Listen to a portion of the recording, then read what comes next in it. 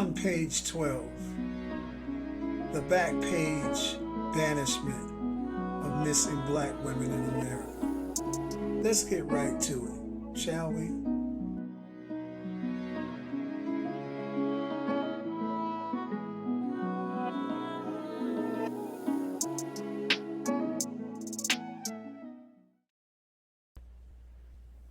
Hello there once again, J-Spot peeps. Welcome back to the J-Spot. I'm your host, Mr. J. And if you happen to hear some rumbling and tumbling outside, it's storming pretty bad.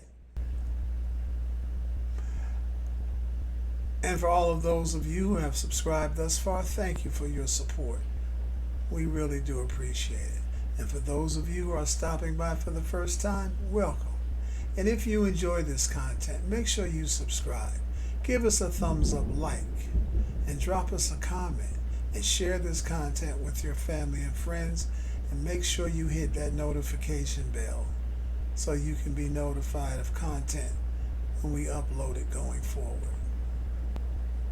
In my last video, I talked briefly about a subject matter that was very dear to me, and that is the plight of missing black women in America. I wrote about this years ago, and in 2002 I actually wrote a poem about it titled On Page 12, which I'm going to share at the end of the video. And make sure you stay to the end for some links that I'm going to place along the way to some videos about missing black women in America and what's being done to bring more attention to it. But first, I'm going to share some of what I wrote about maybe 14 years ago about black women in America. And the article that I wrote was titled, Where Have All the Flowers Gone? Where Have All the Flowers Gone is a 1961 folk song. The first three verses were written by Pete Seeger in 1955.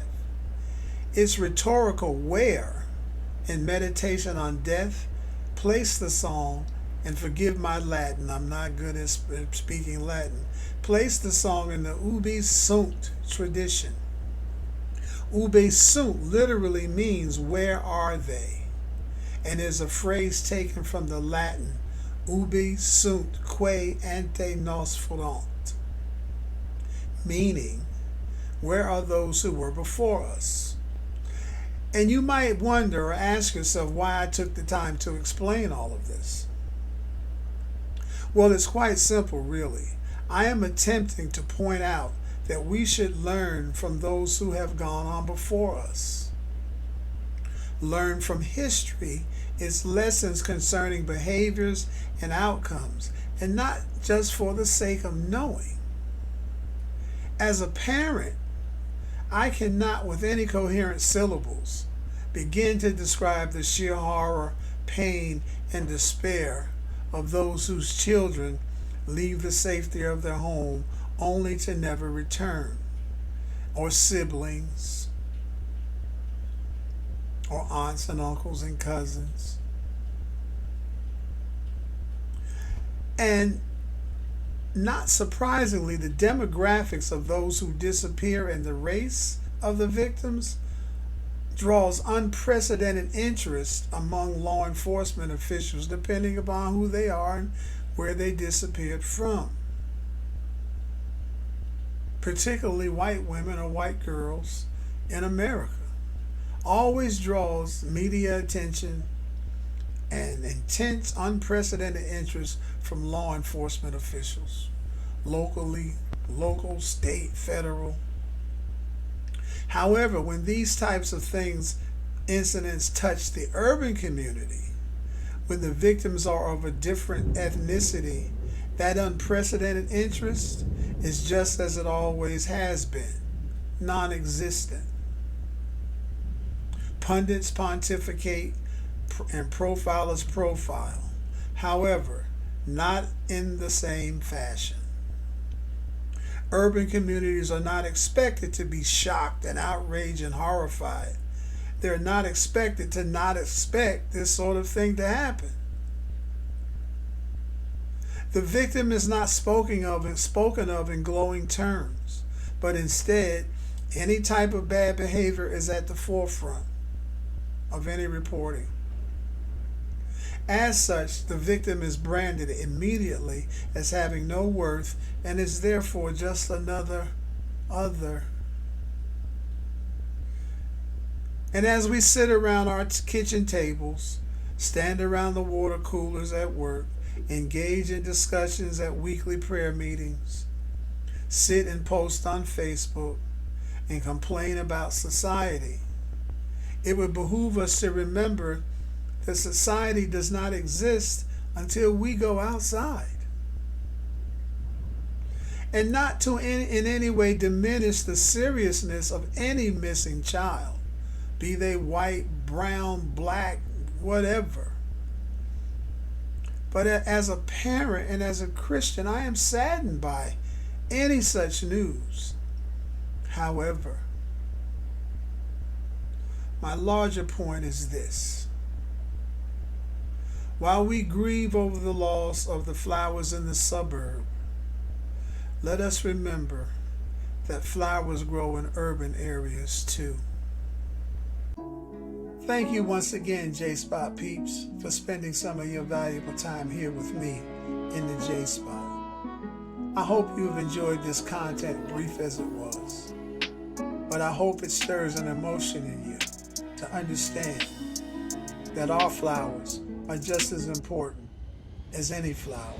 Any flower. All flowers are important. And it doesn't matter what garden they grow in. So, thank you once again for spending some of your valuable time here with me in the J-Spot. And make sure that you like and subscribe for those of you who have not. For those of you who have, make sure you like, share, and drop us a comment. We would love to have our subscriptions up to 500 by the middle of April. And please, come back to see me, because we have a lot more discovering to do and a lot more purpose to pursue. Make sure you stay to the end for the poem on page 12. In the meantime, peace. On page 12, I'm not a front page story, not a story for the mainstream. Just my family knew my glory. Just my family knew my dream. I'm not the lead-off story on the primetime evening news. You might see a bulletin for me once the movies are reviewed. I'm not the first-rate story that reporters look to find, unless I've done something gory to someone unlike my kind.